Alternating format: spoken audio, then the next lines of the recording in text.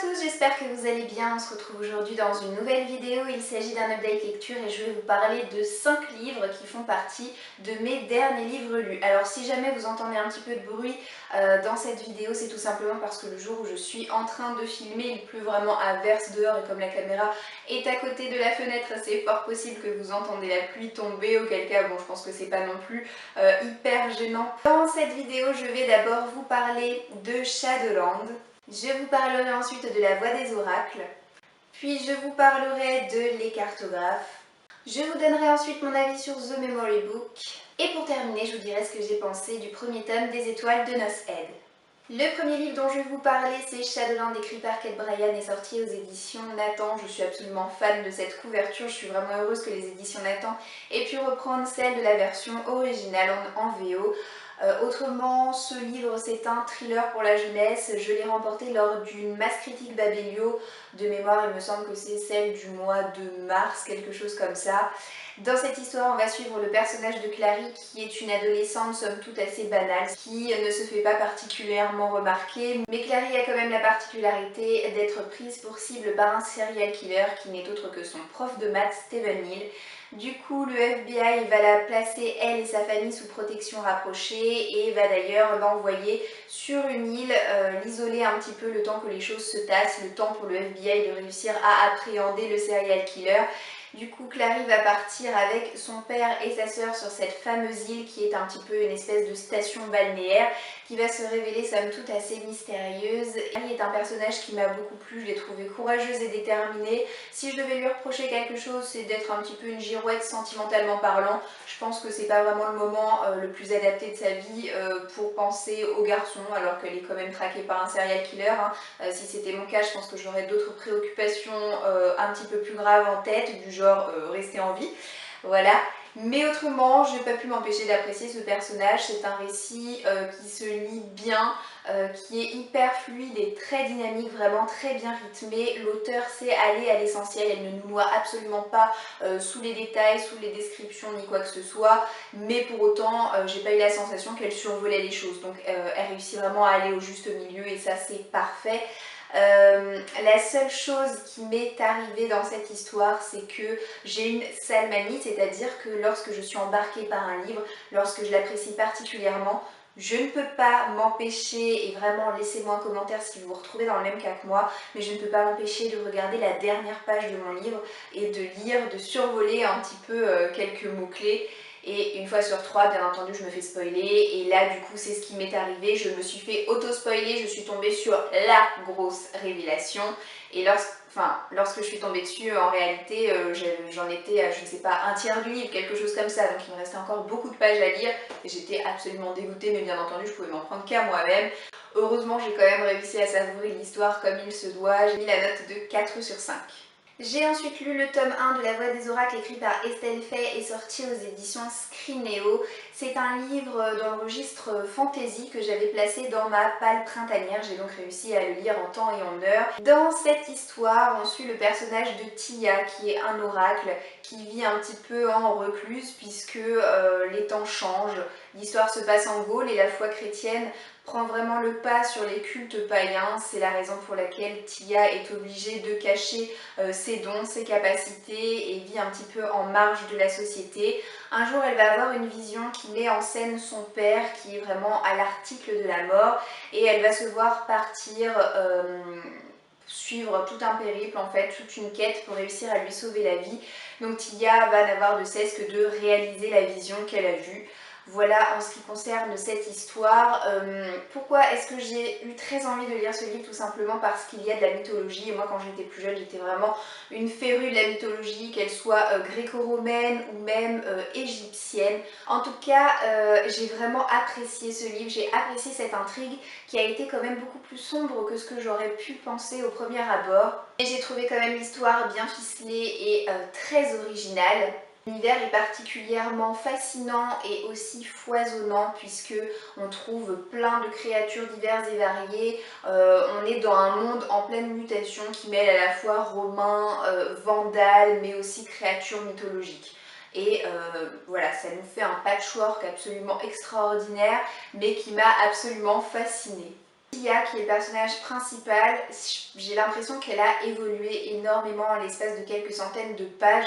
Tout au début c'était une sauvageonne au caractère bien trempé, mais voilà, qui avait quand même du mal à s'affirmer. Et plus le récit avance, plus Tia de petite fille sauvage va devenir une vraie femme à trouver qu'elle évolue d'une manière vraiment incroyable. Bien entendu, dans sa quête, elle ne va pas être seule. Je ne vais pas vous détailler tous les personnages qui vont l'accompagner, mais je vous parlerai au moins du protagoniste masculin principal de cette histoire qui est Enoch.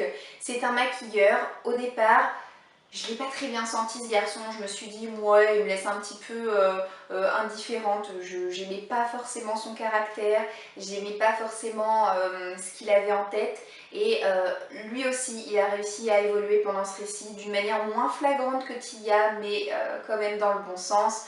Donc en résumé je peux dire que c'est vraiment un récit initiatique qui est hyper original et hyper intéressant, c'est la raison pour laquelle j'ai mis la note de 4 sur 5 à ce livre.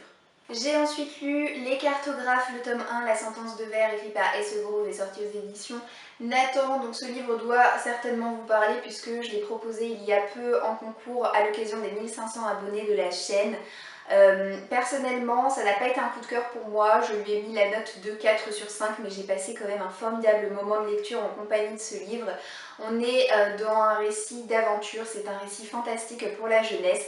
Il s'est passé un grand bouleversement suite auquel tous les pays se sont arrêtés à des époques différentes. Et dans cet univers, on suit particulièrement à Boston dans les années 1890 le personnage de Sophia, qui est la fille de deux grands explorateurs qui ont disparu sans laisser trace lorsqu'elle était petite. Depuis, Sophia vit en compagnie de son oncle qui vient lui-même de se faire kidnapper. Et bien entendu, Sophia va tout laisser en plan pour réussir à retrouver son oncle qui, je ne vous l'ai pas dit, est un éminent cartographe. Ce que j'ai énormément apprécié dans ce livre, c'est qu'il est très complet, il est très complexe et absolument fascinant. J'ai trouvé les personnages particulièrement attachants, à commencer par le personnage de Sophia qui est très mature pour son âge, puisqu'elle a à peine 13 ans, mais quand on lit ce livre, on lui donne vraiment beaucoup plus. Elle est accompagnée dans sa quête par tout un panel de personnages, accompagnés par Théo qui vient d'une époque complètement différente de la sienne, mais je ne vous dirai pas de quelle époque il s'agit. Mais en tout cas, c'est un personnage que j'ai également beaucoup apprécié. Elle est accompagnée également par des pirates qui sont assez attachants. Voilà, je ne vais pas tous vous les décrire une fois de plus, mais j'ai vraiment trouvé les personnages de cette histoire très attachants, très attendrissants. Il y a évidemment beaucoup d'aventures dans ce livre, j'ai énormément voyagé. Mon petit regret, c'est que j'attendais à côtoyer des dinosaures, le pays des pharaons. Alors peut-être que ça arrivera par la suite, sachez en tout cas si vous aviez les mêmes attentes que moi que ce n'est pas le cas dans ce tome 1, il faut le savoir. On reste cantonné globalement à l'Amérique du Nord qui est bloquée à plusieurs époques différentes, mais en tout cas il n'y a ni dinosaures ni pharaons dans cette histoire. On a quand même un aspect fantastique avec toute la partie cartographie qui m'a absolument passionnée. Donc la cartographie, c'est l'art de créer des cartes sur des supports vraiment très divers et variés, et avec ces cartes, simplement d'un simple contact, on peut se retrouver projeté comme si on y était à une époque et à un lieu en particulier. Donc c'est absolument palpitant. Ce qui m'a empêché de lui mettre la note maximale de 5 sur 5, c'est tout simplement parce que ce livre est une énorme brique qui n'est malheureusement pas exempte de longueur, il faut le savoir, mais en tout cas j'attends de pied ferme le tome 2.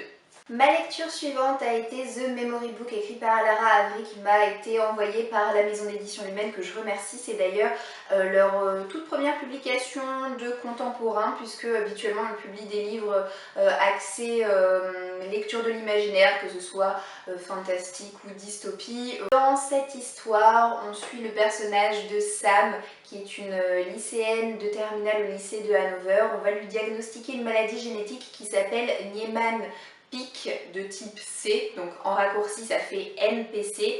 C'est une maladie assez grave qui a notamment pour effet de faire perdre la mémoire, un petit peu comme peut l'être un Alzheimer, mais bien entendu d'une toute autre façon. Vous me connaissez suffisamment maintenant pour savoir que les livres de ce type, je les fuis, mais comme la peste.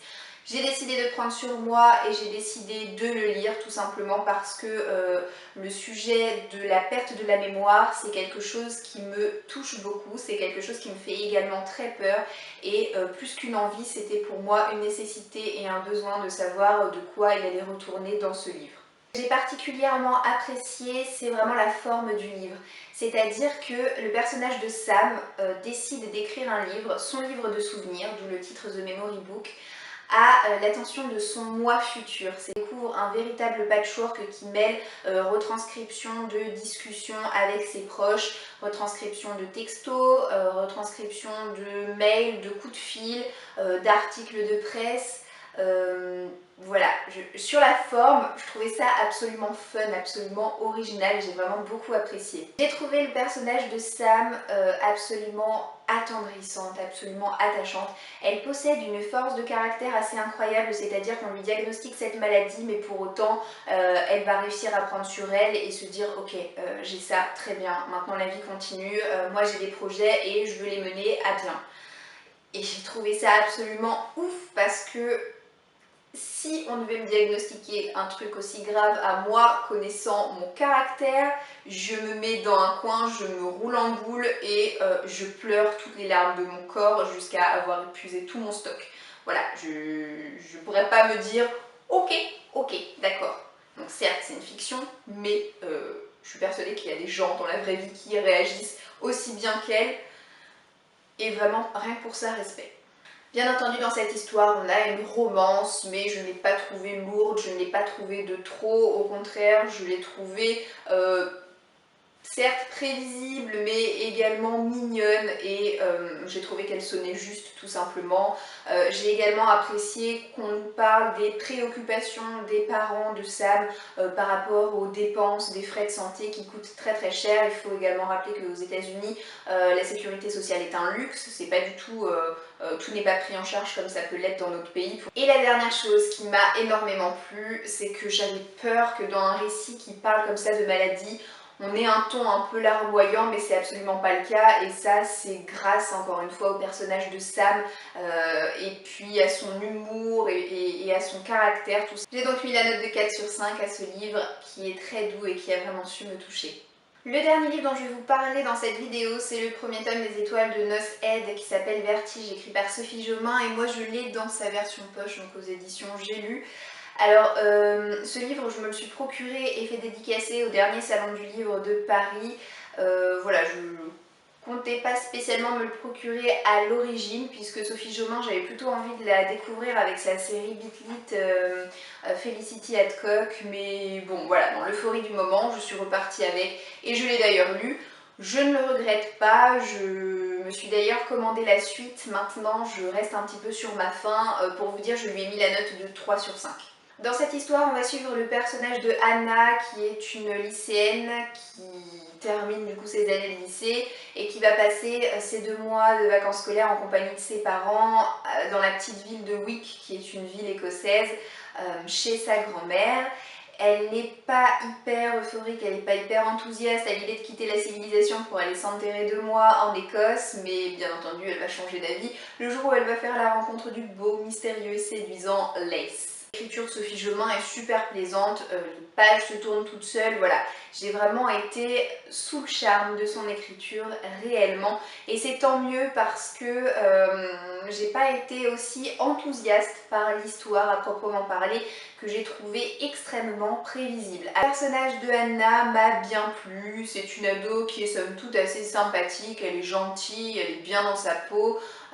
Maintenant, ce que je peux lui reprocher, c'est d'être parfois un petit peu naïve parce que voilà, c'est un récit qui met en scène des créatures surnaturelles, et on va dire que Anna a beau avoir tous les signes sous les yeux, et ben non, elle va refuser de voir la vérité en face. Il va falloir qu'on lui dise textuellement ce qu'il en est pour que, ah oui d'accord, non, parce que de elle-même elle n'aurait pas compris en fait. Quant au garçon de l'histoire, Lace, oui, il m'a beaucoup plu aussi, hein. C'est la figure type du beau gosse, un petit peu macho, un petit peu taquin également, et voilà, bien entendu on a envie de le voir arriver plus souvent dans cette histoire. Maintenant, si je lui ai pas mis plus de 3 sur 5, c'est aussi parce que l'univers n'est pas hyper original. Pour tout vous dire, j'ai eu l'impression de lire un Twilight 2.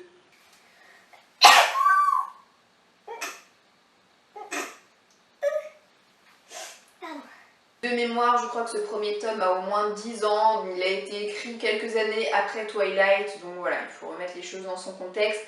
On m'a dit, suite à l'article que j'ai écrit sur mon blog, que les choses s'améliorent vraiment à partir du tome 2, que les personnages sont encore meilleurs, que le récit devient beaucoup moins prévisible, du coup je n'attends qu'une chose, c'est de le voir, de le vérifier par moi-même.